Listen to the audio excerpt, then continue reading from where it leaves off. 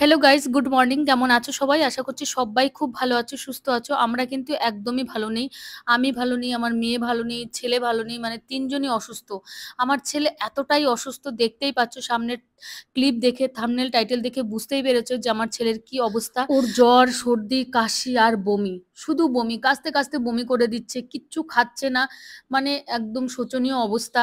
আমি সারা রাত ওকে কোলে নিয়ে বসে থাকছি, এমন কাশছে রাত্রে উঠে যেন ওর দম বন্ধ হয়ে যাবে। মানে আমার ঘুম আসে না, চিন্তায় টেনশনে যে আমার বাচ্চাটার কি হচ্ছে, খাচ্ছে না, সারা রাত জেগে বসে থাকছে।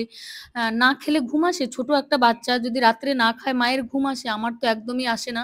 আমি একদম বসে থাকি রাত্রেবেলায় ঠাই হয়ে যে আমার ছেলেটা কখন খাবে, কখন খাবে। তো আমার ছেলেটাকে নিয়ে সত্যি ভীষণ টেনশনে আছি। আর মা ছেলে দুজনেই ভীষণ কান্নাকাটি করছি, কারণ আমার ছেলে এরকম অসুস্থ হয়ে পড়ছে, কিছু খাচ্ছে না। ডাক্তারের কাছে নিয়ে গেছি, সেখান থেকে ওষুধ দিয়েছে, ওষুধ খেলেও বমি করে। বললাম না, আমার ছেলেকে যখনই ওষুধ খাওয়াই তখনই বমি করে। ভীষণ অসুবিধা, ওকে ওষুধ খাওয়ালেও ওষুধ খেতে চায় না, বমি করে। এদিকে খাওয়ারও খেতে চায় না, একদম শুকিয়ে যেন কাঠ হয়ে যাচ্ছে। সত্যি ওকে দেখলে আমার ভীষণ কষ্ট হয়। আর এত চিল্লাচ্ছে, এত কান্নাকাটি করছে, মানে ধারণার বাইরে। আমার ছেলে তো ভীষণ কষ্ট পাচ্ছে, ওর কষ্ট দেখে আমার আরো বেশি কষ্ট হচ্ছে। আমি সবসময় ঈশ্বরকে ডাকি যে বাচ্চা, ওরা তো বোঝে না, ওদেরকে কিছু করো না, ওদেরকে কোনো অসুখ বিসুখ দিও না, যত অসুখ বিসুখ আমাকে দাও, আমি সহ্য করে নেব। কষ্ট সহ্য করে আসছি, কষ্ট সহ্য করে নেব, কিন্তু আমার সামনে আমার ছোট ছোট বাচ্চারা কষ্ট পাচ্ছে, এটা দেখলে না ভীষণ কষ্ট হয়। তো কদিন ধরে এরকম, মানে জ্বরের পর থেকে, মানে জ্বর যে ছেড়ে ছেড়ে যে ঘেমে ঘেমে না, তারপর ওর সর্দি লেগে আছে।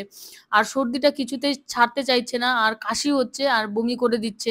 আর ওষুধ খাওয়ালেও বমি করে। ওর এই একটা রোগ, মানে কিছুতেই ওষুধ খেতে চায় না, ওষুধ খেলেই ভীষণ বমি করে, অস্থির হয়ে পড়ে। আর এমন ভাবে বমি করে না, যেন ওর নাক মুখ দিয়ে উঠে যায়, দম ছাড়তে পারে না। দেখলে না তোমাদের ভয়ই লাগবে।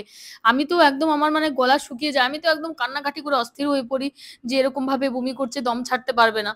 তো যাই হোক, তারপরে একটু চা খেয়েছি, ওদেরকে খাইয়েছি, খাইয়ে দাইয়ে আমি একটু বাজারে গেছিলাম, বাজার থেকে একটু মাছ আনলাম। কারণ কয়েকদিন ধরে না মাছটা খাওয়া হয়নি, তাই ভাবলাম একটু মাছ নিয়ে আসি। আর তোতা আজকের বাড়ি ছিল শনিবার, কারণ ওর মাসে হচ্ছে দুদিন শনিবারে বন্ধ থাকে, দুদিন খোলা থাকে। তো আজকে সেই শনিবারটা ছিল যেটা বন্ধ ছিল। তো তাই জন্য আমি ভাবলাম ওকে একটু রেখে যাই। কোনো রকম আমার ছেলেকে ঘুম পাড়িয়েছিলাম, ঘুম পাড়িয়েই গেছি। আমি ওকে জাগনা রেখে একদমই যেতে পারবো না, কারণ শরীরটা ভীষণ খারাপ। আর ছোট্ট আমার তোতা সোনা, সেও তো ছোট।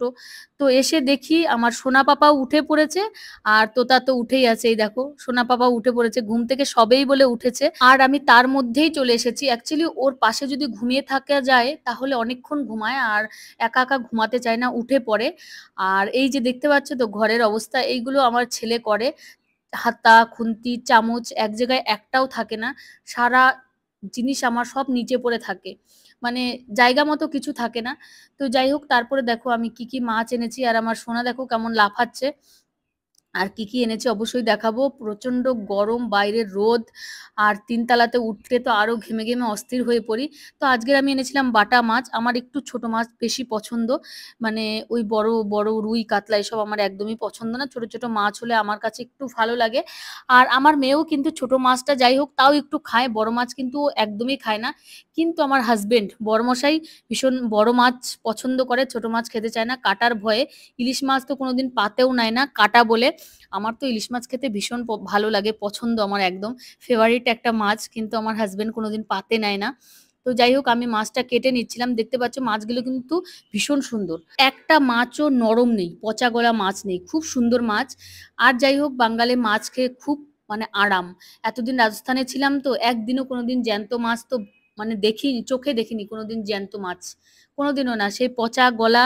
আর ছোট মাছ তো নেই, সব রুই কাতলা, রুই কাতলা আর পাঙাশ, এই তিনটে ছিল। আর কোনো মাছই দেখা পাওয়া যায়নি, খুব কম, মানে ভুল ভবিষ্যৎ অন্য কোনো রকম মাছ। তাছাড়া আর জ্যান্ত মাছের তো কোনো চারা চিহ্নই পাওয়া যেত না। আর আজকের আমি রান্না করব কচু শাক। আমি কিন্তু মাঝে মধ্যেই শাকটা করি। জানোই তো শাকে কত ভিটামিন। কারণ আমরা সবই তো সার জাতীয় জিনিস খাই। একটু যদি ভিটামিন কোনো কিছু খাই তাহলে বেটার হয়, তাই না? তো প্রত্যেকদিন না হলেও মাঝে মধ্যে ২-১ দিন তো আমার রেসিপিতে শাক থাকেই। যেমন ঢেঁকি শাক, কচু শাক, কুলেখাড়া শাক, এগুলোতে তো প্রচুর ভিটামিন। আর এগুলোতে রক্তও হয় সবাই জানো। তাই জন্যে হচ্ছে আমি এই শাকগুলো একটু খাওয়ার চেষ্টা করি। ছেলে-মেয়েদেরও খাওয়ানোর চেষ্টা করি। আমার মেয়েকে একটু, একটু খাওয়াই, বা আমার ছেলে যদি পাশে থাকে তাদেরকেও ১-২ মুঠো ভাত আমি দেই শাক দিয়ে। তো যাই হোক, আজকে তোমাদের সাথে একটা টেকনিক বুদ্ধি শেয়ার করছি। এই যে এই বুদ্ধিটা, যাদের কচু ধোয়ার সময় হাত চুলকায়, আমার কিন্তু ভীষণ পরিমাণে চুলকায়। তাই জন্য কিন্তু আমি কখনোই কচু শাক হাত দিয়ে ধুই না। আমি কিন্তু কোনো ওই পুরি ছাঁকা ছাননি, যেগুলো মানে তেলের ভাজা জিনিস ছাঁকার যে ছাননিগুলো আছে সেইগুলো দিয়ে কিন্তু আমি সবসময় ধুই। ভালো করে এরকম নেড়েচেড়ে ধুয়ে নেব যাতে নোংরা না থাকে। তারপরে কিন্তু এরকমভাবে আমি তুলে নেব, যাতে হাতে না লাগে। হাতে লাগলেই কিন্তু চুলকাবে। তো তারপরে কিন্তু আমি কচু শাকটা সেদ্ধ বসাবো, আর আমি কিন্তু মাছের মাথা দিয়ে কচু শাকটা আজকে রান্না করব। এই দেখো এরকমভাবে আমি সেদ্ধ বসিয়ে দিয়েছি। আর এদিকে কিন্তু আমি মাছটাও ভাজতে বসিয়ে দেবো। এই যে দেখতেই পাচ্ছ, কড়া গরম করে নিয়েছি। আর আমি কিন্তু আজকে রান্না করব কুয়াশ দিয়ে মাছের ঝোল। আর এই কুয়াশটা যারা চেনো না তাদেরকে কিন্তু আমি নেক্সট ভিডিওতে কুয়াশটা দেখিয়ে দেবো। দক্ষিণবঙ্গের বেশিরভাগ লোকই কুয়াশ চেনে না, কারণ ওইদিকে কিন্তু পাওয়া যায় না। আর ওইদিকে লোক চেনেও না। আর এইদিকে কিন্তু পাওয়া যায়। আর এটা কিন্তু দেখতেও প্রায় পেঁপের মতোই। আর পেঁপেরটা একটু বেশি গ্রিন, এটা একটু মানে টিয়ে টিয়ে কালার, যেটা প্যারট গ্রিন সেই কালারটা। আর খেতেও কিন্তু একটু পেঁপের মতোই, কিন্তু পেঁপের থেকে একটু বেশি টেস্ট আমার মনে হয়। আর এটা কিন্তু মাছ দিয়ে হালকা করে ঝোল রানলে কিন্তু খুব ভালো লাগে। আর আমি কিন্তু সেইভাবেই রান্না করব। আর এইদিকে কিন্তু এটা আমি রসুন আর কাঁচা লঙ্কা ফোড়ন দিয়েছি কচু শাক রান্না করার জন্য। আর এইদিকে দেখতে পাচ্ছ তো, সেই কোয়াশটা দিয়ে আমি মাছটা দিয়ে কিন্তু হালকা করে আদা জিরে বাটা দিয়ে ঝোল করেছি। আর এইদিকে দেখো আমার ভাতও রান্না হয়ে গেছে। এদিকে কিছু বাসনপত্র আছে, সেইগুলো ধুতে হবে। আর এইদিকে কিন্তু আমার কচু শাকটাও রান্না হয়ে গেছে। এই দেখো নামিয়ে নিয়েছি। আর তারপরেই শুরু হয়েছে আমার ছেলের সাথে যুদ্ধ। যেই ওর খাওয়ানোর সময় হয়েছে, সেই একদম মানে কি বলবো, বমি টমি করে একদম একাকার। দেখতে পাচ্ছ তো কি কান্না করেছে, গাল টাল নাক টাক সমস্ত কিছু লাল। আর নাক দিয়েও ঝোল বেরোচ্ছে। আর কাঁদতে কাঁদতে অবস্থা দেখেছো, বমি করতে করতে এরকম অবস্থা হয়েছে। যেমন বমি করে তার উপর এত কান্না করে সেই টাইমটা, মানে ওর তো কষ্ট হয় না বমি করার সময়। বড়দেরই কেমন কষ্ট হয়, তো বাচ্চা ভাবো তার কেমন কষ্ট হবে।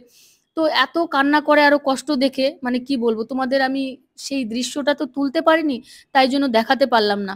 আর বিছানা কাঁথা নিচে উপরে বমি করে একদম মানে কি বলবো, আমার এই বিছানার কাভারগুলো সব ভেজা, সব ভেজা, সব খোলা আছে। কারণ এদিকে বৃষ্টিও তেমন, মানে রোদ উঠছে আবার বৃষ্টি পড়ছে, তেমন ভাবে শুকাচ্ছেও না। এই ১ ঘন্টা রোদ আবার বৃষ্টি, ১ ঘন্টা রোদ, এরকম করে এই মানে প্রত্যেকটা দিনই এইরকম যাচ্ছে এদিকে। আর বৃষ্টি না পড়লেও প্রচন্ড গরম, আর ছায়া পড়ে থাকে। তো ছায়া হলে তো শুকাবেই না। আর আমি তো ছাদে যাই না, একটা ছোট বেলকনি আছে, সেই বেলকনিতেই মেলি, কিচ্ছু শুকায় না। আর এত কান্না করছিলাম, আমি কি বলবো। আর ছেলে দেখো আমার কান্না দেখে আমার দিকে কেমন ভাবে তাকিয়ে আছে। মানে ওর কষ্ট যেন আমার সহ্য হচ্ছিল না, সত্যি বলছি এত কষ্ট লাগে। মানে ও তো বলতে পারে না, ভিতরে ভেতর যে কত কষ্ট পায় কি করে বোঝাবো। ভালো করে খেতে পাচ্ছে না, ঘুমাতে পারছে না, সারা রাত কেঁদে কেঁদে উঠছে। আর আমিও ঘুমাতে পারছি না। আর আমিও না ঘুমিয়ে ঘুমিয়ে আমার এতটা শরীর খারাপ হচ্ছে, রাত ২টো ৩টে পর্যন্ত আমি জেগে থাকি। আবার ৬টার সময়, ৫:৩০টার সময় উঠতে হয় আমার মেয়েকে স্কুলে দেওয়ার জন্য, ওর সমস্ত কিছু রেডি করার জন্য। তো এই কটা দিন না আমি ২ ঘন্টা ৩ ঘন্টা করে ঘুমাই। আমার এত শরীর খারাপ হচ্ছে, আমারও অস্থির হচ্ছে, বমি আসছে, মানে শরীর গ্যাস হয়ে যাচ্ছে। একেই আমার একটুখানি গ্যাসের প্রবলেম আছে। তারপর না ঘুমালে আমার শরীরটা আরো ক্লান্ত হয়ে পড়ে। দেখতে পাচ্ছ তো কেমন কাঁদছে, শুধু কাঁদতেই থাকে, কাঁদতেই থাকে। মানে কিভাবে চুপ করাবো, কি করব কিছুই বুঝতে পারি না। আর ওর সামনে একটু ক্যামেরা ধরলে ও একটু চুপ করে। তো আমি ভাবলাম হয়তো চুপ করবে, তার জন্য একটু ক্যামেরা ধরে এদিকে ওদিকে হাসাচ্ছিলাম, চেষ্টা করছিলাম, ওকে দেখাচ্ছিলাম, কিন্তু না, ও সেই যা তা। তো তারপরে আবার দেখো রাত্রেবেলায়, দেখো দুপুরবেলায় তো গেল এরকম, আবার রাত্রেবেলায় দেখো যখনই আমি খাবারটা নিয়ে এসেছি, দেখতে পাচ্ছ তো বোতলটা ধরাই আছে, ও একটুও খায়নি। খাবারটা দেখেই একদম বমি টমি করে কান্নাকাটি করে অস্থির, খেতে চায় না। আর সর্দি মুখে তো ভালো লাগবে না, জ্বর মুখে তো খাবারটা ভালো লাগে না। বড়রাই খেতে চায় না, আর ছোটরা কি খেতে চাইবে। তো যাই হোক, ওকে তো খেতে হবে না, বাঁচতে হলে তো খেতেই হবে, কারণ সেটা তো আমরা বুঝি যে বাঁচতে হলে ওকে খাওয়াতে হবে, ওকে খেতে হবে, কিন্তু ও তো সেটা বোঝে না। কি করব কি করব না আমি বুঝে উঠতে পারি না, জানো না। মানে সারা রাত আমি জেগে বসে থাকি যে আমার বাবু যদি একটু খায়, একটু খায়, ও খেলে যেন আমি শান্তি পাই। সত্যি বলছি, ও না খেয়ে থাকে না, আমি শান্তিতে ঘুমাতে পারি না। আমার ঘুমই আসে না। আমি বসে থাকি, দেখি মানে আবার দুধটা গরম করে নিয়ে আসি। দেখি এখন যদি একটু খায়, খেতে চায় না। আবারও একটু পরে ০.৫ ঘন্টা ১ ঘন্টা পর দেখি দুধটা গরম করে নিয়ে আসি। এখন যদি আমার ছেলেটা একটু খায়, না খেয়ে ঘুমিয়ে আছে, ছোট বাচ্চা সারারাত না খেয়ে থাকবে। মানে এই ভেবে না সারাটা রাত আমার ঘুম হয় না। তো যাই হোক, বমি-টমিগুলো আমি ওর ধুয়ে দিলাম। ওর গায়ে-টায়ে যদিও পড়েনি, এর আগেরবার ওর গায়ে পড়েছিল। তো ওর জামা-টামা সমস্ত কিছু খুলতে হয়েছিল। এবার ওর গায়ে পড়েনি। আমার গায়ে পড়েছে। আমার বিছানায় পড়েছে। ওর গায়ে-টায়ে কোথাও পড়েনি। যাই হোক, ওর একটু আধটু পড়েছিল, সেটুকু আমি ভালো করে মুছিয়ে, ওর মুখ-টুখ সব মুছিয়ে দিলাম। আর তারপরে না আমি ওকে অনেক কষ্টে ঘুম পাড়িয়ে দিয়েছি। ঘুমাতেও চায় না। মানে কাশি হয় তো, কষ্ট হয়, ঘুমাতেও চায় না। তো তারপরে অনেক কষ্ট করে ওকে ঘুম পাড়িয়েছি। আর এখন কটা বাজে জানো তো? রাত ২টো। আর আমি জেগেছিলাম। খায়নি তো ও। দেখতেই পেলে যে খায়নি, খাওয়ারটা দেখেই বমি করে দিয়েছে। তো এবারে যখন আমি খাবারটা নিয়ে এসেছিলাম, বাবু কিন্তু খেয়েছে। মনটা খুব শান্তি হয়েছে। এবার হয়তো একটু আমি শান্তিতে ঘুমাতে পারবো। এই দেখো বোতলটা খালি। আর খাওয়ানোর সময়টা আমি তো দেখাতে পারিনি। তো খাওয়ানোর পরে আমি তোমাদের দেখিয়ে দিলাম যে ও এখন খেয়ে নিয়েছে। হ্যাঁ, তারপরে এবারে দেখো আমি দেখাচ্ছি যে ঘড়িতে কটা বাজে। কটা পর্যন্ত আমি সোনা পাপাকে নিয়ে বসে থাকি জেগে যে ও যদি একটু খায়। তো যাই হোক, সবাই ভালো থেকো, সুস্থ থেকো। সকলকে অনেক ধন্যবাদ। অনেক ভালোবাসা আমার ভিডিও দেখার জন্যে, আমাকে সাপোর্ট করার জন্যে, আমাকে ভালোবাসার জন্য। তো বাই, সবাই ভালো থেকো, সুস্থ থেকো।